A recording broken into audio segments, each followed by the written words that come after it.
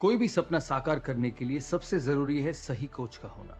चुनिए education rise को और करे अपने board class 10th and 12th का सपना साकार। Download the app now. हाँ तो वेलकम सभी का अभिनंदन नमस्ते। इंग्लिश कंपलसरी का जो अपना पेपर होता है उसमें जो सेक्शन डी होता है उस सेक्शन डी में आपके जो क्वेश्चंस आते हैं जिस टाइप से उसके अकॉर्डिंग ब्लूप्रिंट के अकॉर्डिंग हम आज के इस क्लास में सेक्शन डी को जो है वो कवर करेंगे। इससे पहले हमने सेक्शन ए बी और सी ऑलरेडी कंप्लीट कर चुके हैं, तो वो वीडियोस भी आपको ऊपर आई बटन पे लिंक मिल जाएगा, वहां से देख सकते हैं। अब देखिए यह है अपना 10वां क्वेश्चन। सेक्शन डी में शुरुआत होगी क्वेश्चन नंबर 10 से। क्या लिखा हुआ है कि read the following passage carefully and answer the questions that follows. तो ये एक आपकी जो बुक होती है अपनी फ्लैमिंगो बुक, उसमें से आपको एक पैसेज मिलेगा। उस पैसेज को आपको पढ़ना है और उसके नीचे 6 एमसीक्यूज रहेंगे। प्रत्येक प्रश्न आपका 1 नंबर का रहेगा, तो ये आपका 6 नंबर का टोटल क्वेश्चंस रहने वाला है।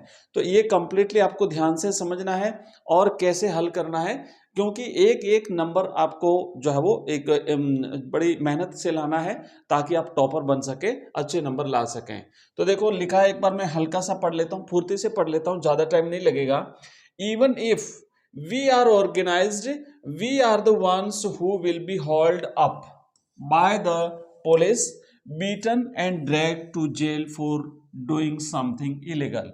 यहाँ पे क्या कहता है मुकेश, जो बैंगल मेकर्स हैं वो कहते हैं अगर हम ऑर्गेनाइज्ड हो भी जाते हैं, अगर हम संगठित हो भी जाते हैं, तो क्या होगा कि हमें पुलिस के द्वारा जेल में घसीट दिया जाएगा, मारा जाएगा और हमारे साथ बुरा बर्ताव किया जाएगा और हम पर आरोप लगाया जाएगा कुछ इलीगल करने का, कुछ गैर कानूनी करने के आरोप में हमें जो है वो जेल में डाल दिया जाएगा। देश से वो कहते हैं listening to them I see two distinct worlds. इन उनकी बात सुनकर के मैं देखती हूं मेरे सामने बिल्कुल दो भिन्न संसार हैं। एक one of the families caught in a web of poverty.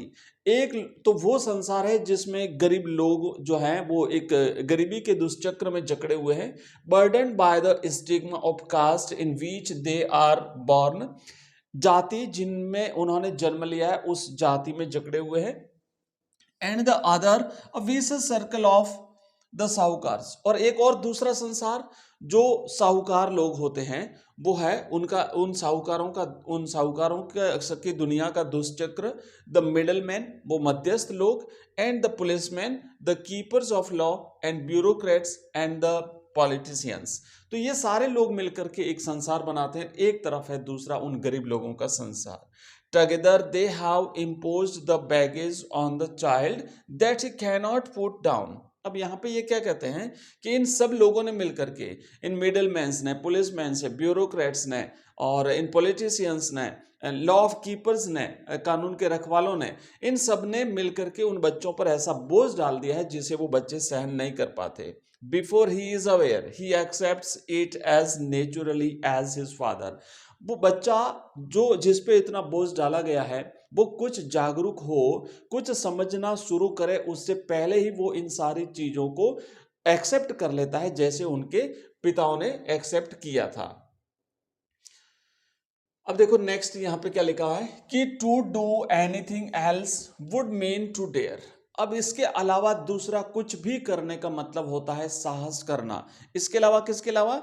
Only make bangles. Bangle making के अलावा अगर कोई भी इस जो ये पॉवर्टी से जकड़े हुए जो लोग हैं, गरीब लोग हैं, इनमें से अगर कोई भी दूसरा व्यवसाय करता है तो इसका मतलब होता है उसने हिम्मत की, मतलब उसने साहस किया है, उसने साहस किया उन लोगों की नजरों में।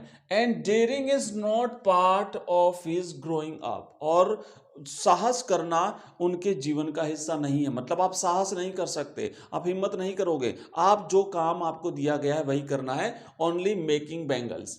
When I sense a flash of it in Mukesh. But यहाँ पे लेखिका कहती है कि जब मैं ये भाव मुकेश की आंखों में देखती हूँ, कौन सा भाव? ये डेयर, ये हिम्मत, ये साहस, तो मैं क्या करती हूँ, आई एम चीयर्ड, मुझे बड़ी खुशी होती है। मुकेश का क्या स्वप्न क्या था?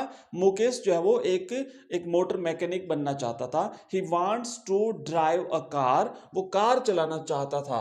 कहता ना, I want to be a motor mechanic, मुझे एक मोटर मैकेनिक बनना है, मुझे ये बैंगल मेकिंग का काम नहीं करना। तो ये हिम्मत कर रहा है, ये साहस कर रहा है। देखिए, ही रिपीट्स, वो बार बार इस बात को दोहराता है। He will go to a garage and learn, वो कहता है मैं गैराज जाऊंगा, गाड़ी वहां पे जो जहां गाड़ियां ठीक की जाती है वहां जाऊंगा और मैं सीखूंगा, मैं मोटर मैकेनिक बनूंगा। But the garage is a long way from his home, I will walk. अब जब उससे कहा गया कि भाई गैराज तो तुम्हारे घर से बहुत दूर है, तो वो कहता है, ही इंसिस्ट, वो जोर दे करके कहता है, आई विल वॉक, मैं पैदल चलूंगा, मैं पैदल जाऊंगा। Do you also dream of flying a plane, जब लेखिका कहती है कि उससे पूछा गया क्या तुम प्लेन उड़ाना भी सीखना चाहते हो, he is suddenly silent, no, वो चुप हो जाता है, शांत हो जाता है, वो कहता है नहीं। ही सेज, वो क्या कहता है, स्टेयरिंग एट द ग्राउंड, वो जमीन की तरफ देख के कहता है नहीं, मेरे को प्लेन नहीं उड़ाना। In his small murmur, there is an embarrassment that has not yet turned into regret. अब वो जो बुदबुदाता है ना, तो उसकी बुदबुदाहट में एक एम्बेरसमेंट है, बट अभी जो है ना, एक वो पश्चाताप में नहीं बदली है, थोड़ी सी हताशा है, निराशा है। He is content to dream of cars that he sees hurtling down the streets of town. वो उसके शहर फिरोजाबाद में की गलियों में दौड़ती हुई कारों को देख करके वो केवल इसी स्वप्न को देखता है और उससे संतुष्ट है। Few aeroplanes fly over Firozabad, क्योंकि फिरोजाबाद के ऊपर से शायद ही कोई प्लेन गुजरता होगा, बट कारें तो जरूर चलती है और उसने कारें देखी है, इसीलिए वो कहता है कि I want to be a motor mechanic, मैं एक मोटर मैकेनिक बनना चाहूंगा। अब देखिए, क्वेश्चन शुरू होते हैं जब हमने पैसेज को पढ़ लिया। आपको भी इसी तरीके से पैसेज को पढ़ना है, आपको पैसेज समझना है। अगर आपने ध्यान से पढ़ लिया, अच्छी तरह से समझ लिया, तो निश्चित रूप से ये 6 के 6 प्रश्नों के आंसर आप आराम से दे सकते हैं। देखो, पहला क्वेश्चन क्या कहता है कि even if they get organised, और अगर वे संगठित होते हैं, young man fear that they will be, तो वो जो इनके जो युवा लोग हैं वो डरते हैं कि अगर उन्होंने हिम्मत करी तो उनके साथ क्या होगा, hold up by the police, police उन्हें घसीटेगी, बीटन, उन्हें पीटेगी, पुट इनटू जेल, उन्हें जेल में डाल देगी, या फिर ऑल ऑफ दिस। तो देखो, अभी हमने देखा था फर्स्ट लाइन से ये क्वेश्चन लिया हुआ है कि उनके जीवन में हिम्मत करने का कोई स्थान नहीं है, डेयरिंग का कोई स्थान नहीं है, और अगर फिर भी वो डेयरिंग करते हैं तो उनको फिर किसी आरोप में उनके ऊपर कोई झूठा आरोप लगा करके they will be hauled up by the police and beaten and put into the jail, उनको जेल में डाल दिया जाएगा। तो all of these are the correct answers and the option D is the right answer. तो ये सारी चीजें बिल्कुल उनके साथ होगी, तो इसका राइट आंसर क्या हुआ, डी। नेक्स्ट क्वेश्चन देखो, क्वेश्चन नंबर 2 है कि which of these is not a part of the growing up of these children, इस कम्युनिटी के बच्चे जो हैं उन बच्चों के जीवन का हिस्सा नहीं है। क्या चीज उनके जीवन का हिस्सा नहीं है, caring, daring, working and poverty. तो भाई उनके जीवन का बाकी सारी चीजें हैं, केयरिंग है, वर्किंग है, पॉवर्टी है, एवरीथिंग है, बट नॉट डेयरिंग, लेकिन वो साहस नहीं कर सकते। आपको केवल काम करना पड़ेगा, क्या काम, ओनली मेकिंग बैंगल्स, आपको ओनली चूड़ियां बनानी है, आप हिम्मत नहीं कर सकते, आप ये चूड़ियां बनाने के अलावा किसी दूसरे व्यवसाय के बारे में सोच नहीं सकते, तो डेयरिंग जो है वो अलाउ नहीं है। तो करेक्ट आंसर क्या हुआ, option B is the right answer. देख लो, अगर आप ध्यान से पैसेज को पढ़ते हैं तो निश्चित रूप से बिल्कुल सिंपल सा पैसेज आएगा और सारी चीजें पढ़ी हुई, जब बुक्स हमने अच्छी तरह से पढ़ी हुई है तो हम आसानी से क्वेश्चन का आंसर दे सकते हैं। तो ये पूरे के पूरे 6 नंबर आप कवर कर सकते हैं। नेक्स्ट देखो क्या लिखा हुआ है, क्वेश्चन नंबर 3 है कि who is I in the एबो पैसेज, इस पैसेज में आई किसके लिए आया है, आई मतलब मैं किसके लिए आया है। ऑप्शन 1 है मुकेश के लिए, सविता के लिए, द नरेटर के लिए, या फिर जो एल्डरली वुमन है, जो ग्रोन अप वुमन है, उसके लिए आया है। तो यहाँ पे देखो कौन कहता है कि मैं जो है वो यहाँ पे लेखिका इस पूरे घटनाक्रम का वर्णन करती है, तो जो नरेटर है वो नरेटर के लिए ये आई शब्द आया है। अगला क्वेश्चन देखो क्या है कि Mukesh is contented to dream of, Mukesh किस चीज का स्वप्न देख करके संतुष्ट है। तो आपको याद होगा, अभी पढ़ा कि उसकी गलियों में जो कारें गुजरती है उन कारों को देखता है और वो एक स्वप्न देखता है उन कारों को देख करके, क्या, I want to be a motor mechanic. तो क्या जो है वो स्वप्न देखता है, एयरक्राफ्ट का, कार का, बसेस का या स्कूटर का। तो वो स्वप्न देखता है भाई कार्स का, वो कार चलाना सीखना चाहता है, वो कार का मोटर मैकेनिक बनना चाहता है। तो only option B is the right answer. Question number 5 है कि which of these words from the passage mean that same as cruel। Cruel का मतलब होता है निर्दयी। तो ये पैसेज में से ऐसा कौन सा शब्द आया है जो इसका सिमिलर वर्ड है, जो इसका समानार्थी शब्द है। काइंड, काइंड का मतलब होता है दयालु। सिंपैथेटिक, सिंपैथेटिक का मतलब होता है सहानुभूतिपूर्ण।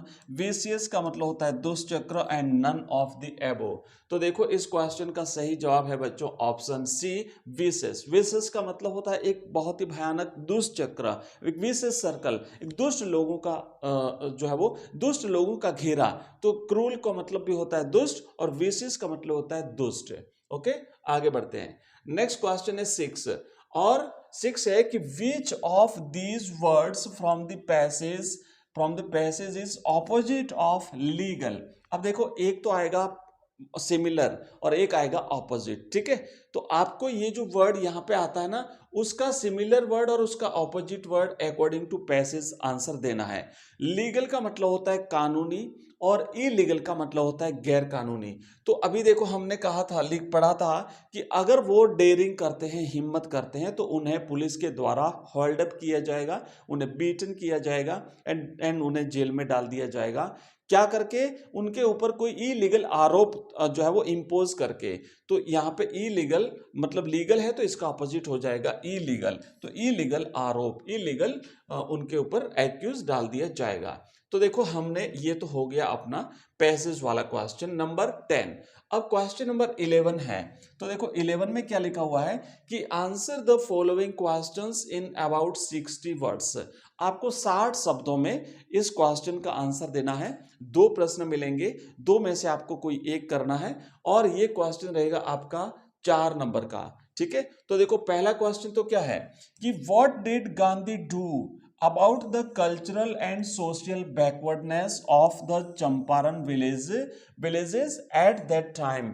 इंडिगो चैप्टर से लिया गया ये क्वेश्चन है।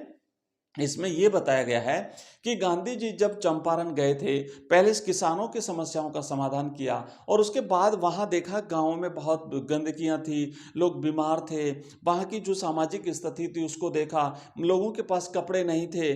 और तो ये सारी चीजें जब देखी ना, तो गांधी जी ने फिर क्या किया था, किसके लिए, about the cultural and social backgroundness, सांस्कृतिक और सामाजिक जो पिछड़ापन था उसको दूर करने के लिए गांधी जी ने चंपारण के गांवों में क्या किया।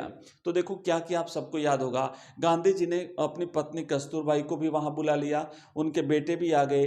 गांधी जी ने टीचर्स, लॉयर्स और जितने भी लोग थे उन सबसे भी कहा कि भाई आप सब लोग मिलकर के जो है वो इसमें सहयोग करें ताकि हम इनको जो है वो अच्छी कंडीशन में लाएं। तो आंसर आपको लिखना है, आंसर आप लिखेंगे कि फॉर दिस, इसके लिए Gandhi appealed to teachers. Gandhi ji ने सबसे पहले टीचर्स से अपील की, उनसे Mahadev Desai and Narhari Parikh with their wives volunteered for work. तो जब गांधी जी ने अपील करी तो जो टीचर्स थे ना, महादेव देसाई एंड नरहरि पारिक, ये दोनों अपनी पत्नियों के साथ में स्वयं जो है वो सेवा करने के लिए वॉलंटियरी वहां पे उपस्थित हुए। वॉलंटियर का मतलब होता है कोई भी काम करना, पैसा नहीं लेना उसके बदले में। Several more came forward from all over the country to give their services। और फिर देश भर के विभिन्न हिस्सों से और भी बहुत सारे लोग अपनी अपनी सेवाएं देने के लिए वहां पर आए। His son Devdas and the wife of Gandhi ji Kasturbai also came there। अब इस यहाँ पे अपनी सेवाएं देने के लिए देवदास भी आए और साथ ही साथ गांधी जी की पत्नी कस्तूरबाई भी वहां पे आई। Primary schools were opened in 6 villages, और 6 गांवों में क्या खोला गया, प्राइमरी स्कूल खोले गए। Kasturbai taught the rules on personal cleanliness, तो कस्तूरबाई ने अपनी साफ सफाई कैसे करें, विशेष करके महिलाओं को, इस बारे में उन्होंने जागरूक किया। एंड कम्युनिटी सैनिटेशन, और एक सामुदायिक जो सैनिटेशन यानी स्वास्थ्य के बारे में जो है वो जानकारी कस्तूरबाई ने दी थी महिलाओं को। Gandhi ji got doctor to volunteer his services for 6 months, और गांधी जी ने भी जो है एक डॉक्टर को बुला लिया जो वॉलंटरीली अपनी सेवाएं 6 महीने तक वहां पे सेवाएं देने के लिए तैयार हुआ। तो गांधी जी ने ये सारी चीजें करी। देखो मैं बहुत ही स्लोली इसीलिए पढ़ा रहा हूं कि आपको एक एक चीज समझ में आ जाए। अगर यही क्वेश्चन आता है तब तो आपका हो जाएगा। अगर मान लो इससे रिलेटेड दूसरा भी क्वेश्चन आया, तो अगर जो ये सारी चीजें अपन यहाँ पढ़ रहे हैं, ये आइडियाज अगर आपके दिमाग में रहे तो निश्चित रूप से आप क्वेश्चन कुछ जरूर लिख के आओगे। और अगर आपने कुछ भी लिख दिया, मतलब रिलेटेड, ध्यान रखना कुछ भी का मतलब ऐसा नहीं उल्टा सीधा नहीं, क्वेश्चन पेपर से रिलेटेड या चैप्टर से रिलेटेड भी अगर आपने कुछ आइडियाज वहां पे लिख दिए तो निश्चित रूप से आपको नंबर मिलेगा। और मेरी तो सलाह ये रहेगी कि किसी भी क्वेश्चन को आप खाली मत छोड़िएगा, चाहे वो कैसा भी हो, चाहे कंपोजिशन का हो या आपकी बुक्स में से लिया गया हो, चाहे ग्रामर हो या अनसीन पैसेज का हो या फिर पैसेज का हो जो बुक्स में से आता है, चाहे reference to context with explanation हो, एक भी क्वेश्चन आपको छोड़ना नहीं है। और इंग्लिश तो ऐसा सब्जेक्ट है कि अगर आप नहीं पढ़ोगे तो डर लगेगा कि इंग्लिश में मेरे से कुछ भी नहीं होगा, और अगर आपने पढ़ लिया, उसके पैटर्न को अगर आपने समझ लिया तो बहुत इजी है, आप बहुत अच्छे नंबर ला सकते हैं। अभी थोड़ी देर के बाद में अपनी नेक्स्ट क्लास रहेगी, उसमें मैं आपको बताऊंगा किस तरीके से हम उसका पैटर्न, जो इसका जो ब्लूप्रिंट है उसको अच्छी तरह से समझेंगे। और ब्लूप्रिंट समझने के साथ साथ मैं आपको यह भी बताऊंगा कैसे आपको तैयारी करनी है, कैसे आपको नंबर लाने हैं, इसकी एक एक चीज को आपको समझना है। वो सारी चीजें नेक्स्ट क्लास में पढ़ेंगे। अभी देखो यहां पे देखते हैं, हम आगे बढ़ते हैं। अगला जो हमारा क्वेश्चन है, अगला क्वेश्चन क्या है कि ये जो है ना अथवा में मिलेगा, मतलब आपको दो मिलेंगे, दो में से कोई एक करना है। तो ये दूसरा क्वेश्चन है 11वें का, उसमें क्या लिखा हुआ है कि according to Christopher Sylvester why do some important people dislike to be interviewed while others think that an interview is essential in public life. The interview, तो द इंटरव्यू जो चैप्टर है उसके जो उसमें जो क्रिस्टोफर सिल्वेस्टर हैं वो ये कहते हैं कि भाई कि कुछ इंपॉर्टेंट लोग जो होते हैं ना, कुछ महत्वपूर्ण लोग जो होते हैं वो इंटरव्यू को डिसलाइक करते हैं, वो अपना इंटरव्यू नहीं देना चाहते, साक्षात्कार से डिसलाइक, उसको दूर रहते हैं उससे। जबकि कुछ लोग जो है वो ये सोचते हैं कि भाई ये हमारे जीवन का एक अभिन्न अंग है, इंटरव्यू हमारे जीवन का एक अभिन्न हिस्सा है। तो ऐसा क्यों है, कुछ लोग एक साइड में, दूसरे लोग दूसरी साइड में। तो देखिए आंसर लेके आपको लिखेंगे कि according to Christopher Sylvester some people dislike to be interviewed while others think that an interview is essential in public life. आपको भी इसी तरीके से लिखना है कि पहले तो शुरुआत ऐसे करिए जो क्वेश्चन पेपर में दिया हो ना उसी से, क्योंकि ये हमें 60 शब्दों में लिखना है, तो आपकी आधी हेल्प तो यहां से हो जाएगी, तकरीबन 15 से 20 वर्ड्स तो आपके यहां से मिल जाएंगे आपको। आगे देखो क्या कहता है, V.S. Naipaul feels that during an interview. अब वो कुछ एग्जाम्पल दे रहे हैं अलग अलग लोगों के। V.S. नायपॉल क्या कहते हैं, V.S. नायपॉल ने कहा कि एक इंटरव्यू के दौरान people lose a part of themselves, मतलब लोग अपना कुछ हिस्सा खो देते हैं। Rudyard Kipling calls the interview immoral and a crime. अब जो रुडयार्ड कीपलिंग है, दूसरे व्यक्ति हैं, ये क्या कहते हैं कि ये इंटरव्यू को क्या बताते हैं, ये इमोरल एंड अ क्राइम, ये तो एक प्रकार का क्राइम हो गया। आप किसी व्यक्ति के बारे में, उसके जीवन के बारे में, उसकी पर्सनल चीजों के बारे में आप पूछते हैं और फिर उसको सार्वजनिक करते हैं, तो उसका भेद खुल जाएगा। डिस्पाइट द ड्रॉबैक्स, इन कुछ कमियों के बावजूद it is a supremely serviceable medium of communication. भाई ये भले ही कुछ इसके ड्रॉबैक्स हैं कि किसी के पर्सनल लाइफ के बारे में लोगों को पता चल जाएगा अगर उनको छापा जाएगा, टीवी पे दिखाया जाएगा तब, लेकिन फिर भी है ना, it is a supremely serviceable medium of communication, मतलब एक वार्तालाप करने का बहुत ही अच्छा जरिया है। Some call it a great art, कुछ लोग इसे बहुत बड़ी कला मानते हैं। while some celebrities say that many times reporters disturb their personal lives, तो कुछ तो इसे कला मानते हैं, और कुछ जो सेलिब्रिटीज होती हैं वो ये कहती हैं कि भाई ये जो रिपोर्टर्स होते हैं ये उनकी पर्सनल लाइफ को डिस्टर्ब करते हैं। तो ऐसे मिले जुले विचार देने, आपको एक पक्ष में नहीं लिखना है। जब दोनों चीजें यहाँ पे कही है कि कुछ लोग उसको डिसलाइक करते हैं और कुछ लोग लाइक करते हैं, तो आपको भी यहाँ पे दो व्यक्तियों का एग्जाम्पल देना है। रुडयार्ड किपलिंग का देंगे और साथ ही साथ यहाँ पे जो है वो आपको एग्जाम्पल देना है वी.एस. नायपॉल का, और मिला जुला आंसर आपको लिखना है। तो ये तो हुआ हमारा क्वेश्चन नंबर 11। अब देखिए नेक्स्ट हम बात करेंगे क्वेश्चन नंबर 12। तो 12वां जो प्रश्न आएगा इसमें आपको 20 से 30 वर्ड्स में आंसर लिखना पड़ेगा, और यहां पे आपको मिलेंगे दो क्वेश्चन, प्रत्येक प्रश्न 2 नंबर का रहेगा।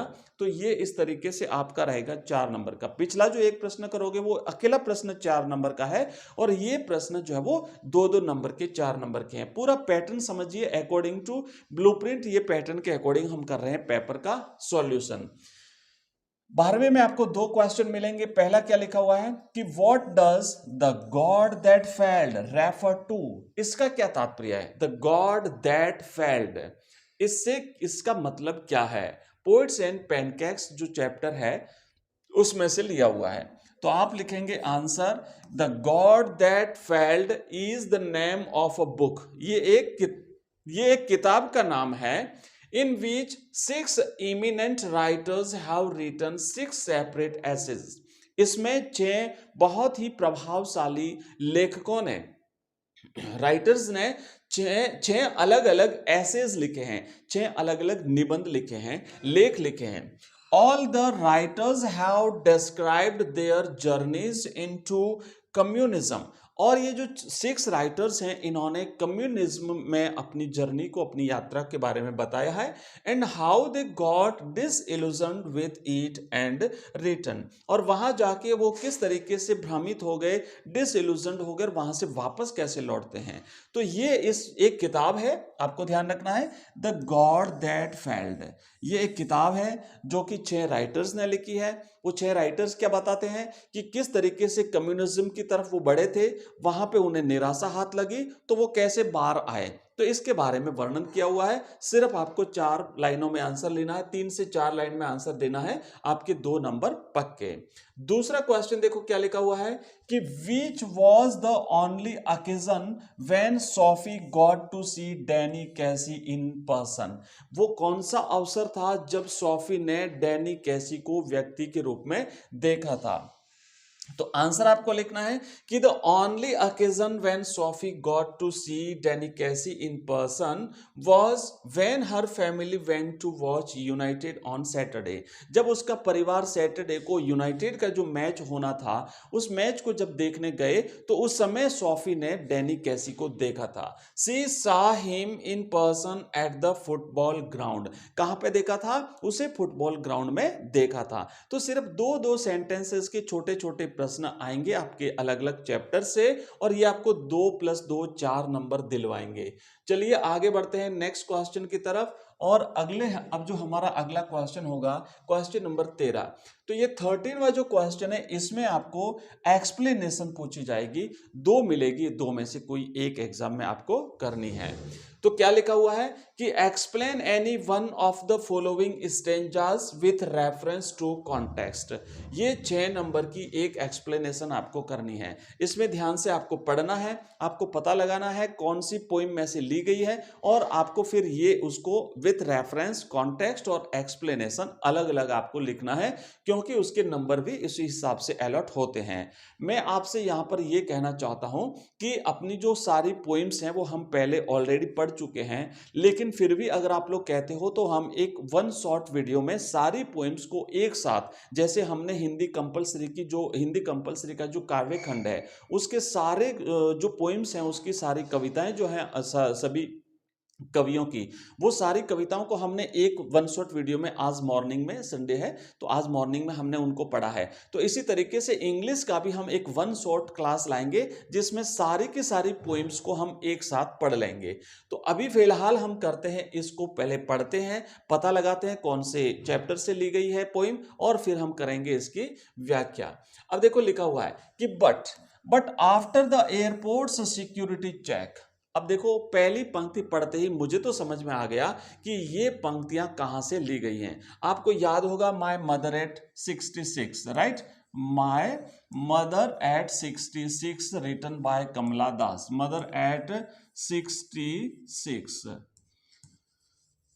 में से ली गई ये पोइम्स है और इसके जो पोइट हैं वो हैं कमला दास। क्या लिखा है? Standing a few yards away I looked again at her one pale as a late winter's moon and felt that old familiar ache, my childhood's fear, but all I said was see you soon amma, and I did was smile and smile and smile।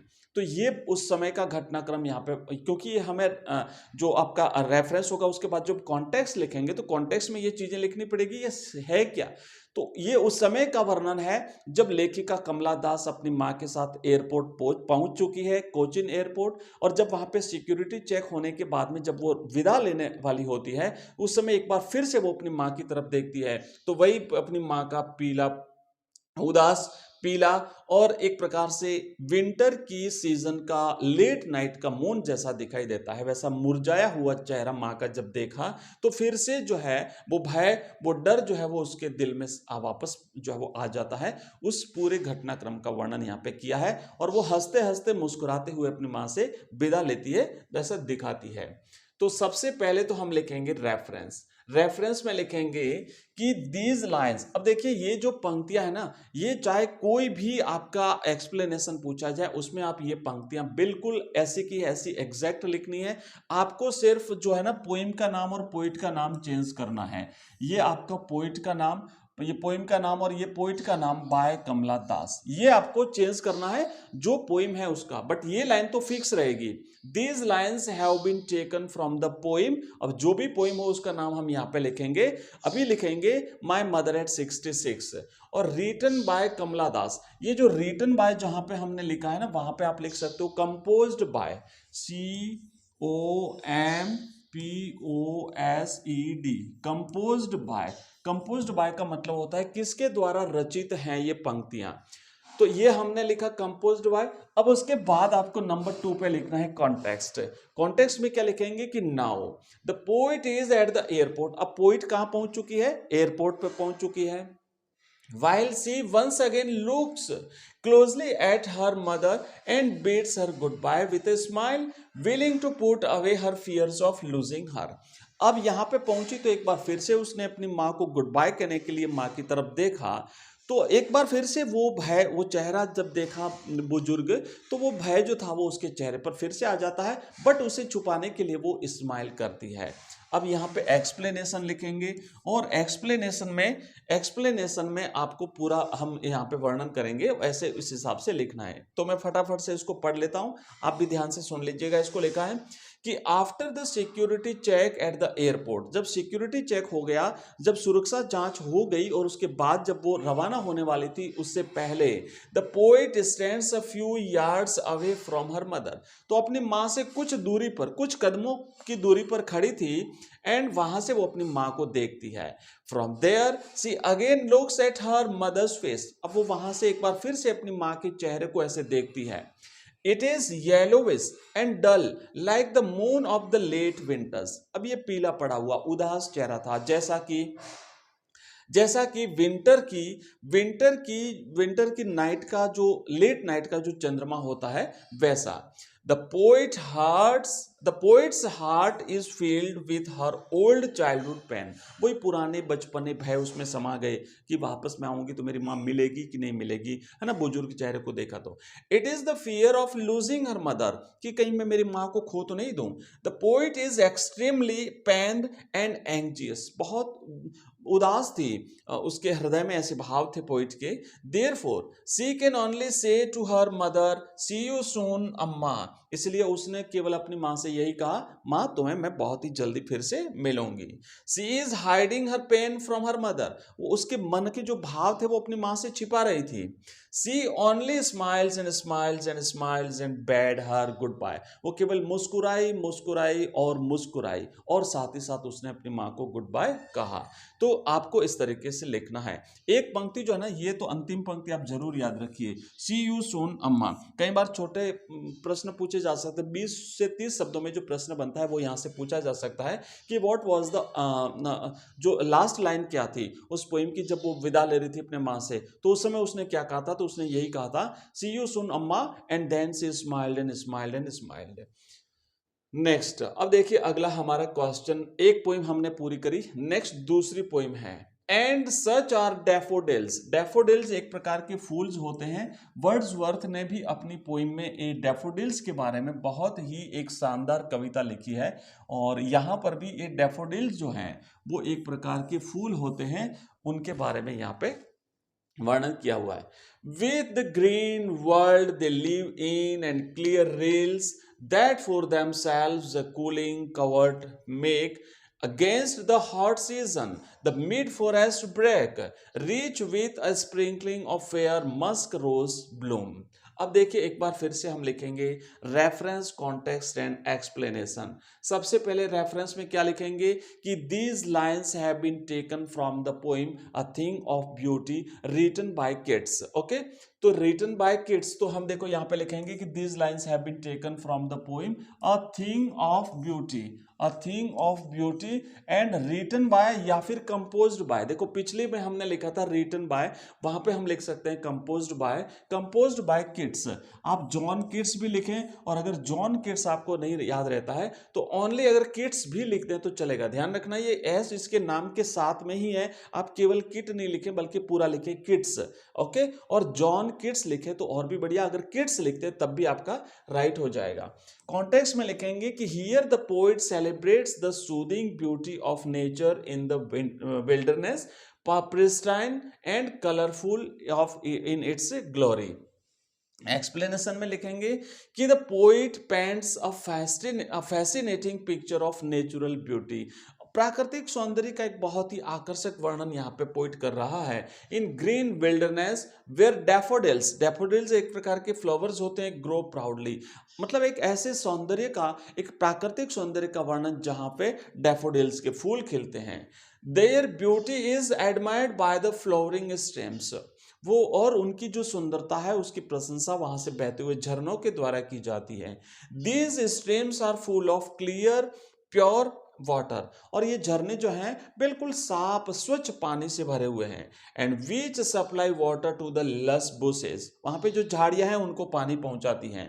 This bushes then repay the streams by giving them cool shade in the hot summer, और जब यही झाड़ियां जब खिलती हैं, फूलती हैं, फैलती हैं, तो ग्रीष्म ऋतु में इन झरने को, क्योंकि झरने ने इसको पानी दिया है तो ये झरने को छाया देती हैं, तो ऐसे एक दूसरे की हेल्प करती हैं। Dense thickets in the middle of the forest are enriched by the fragrance of a good number of musk rose flowers. तो ये कुछ इस तरीके से इस घटनाक्रम का टोटली एक्सप्लेनेशन आपको लिखनी है।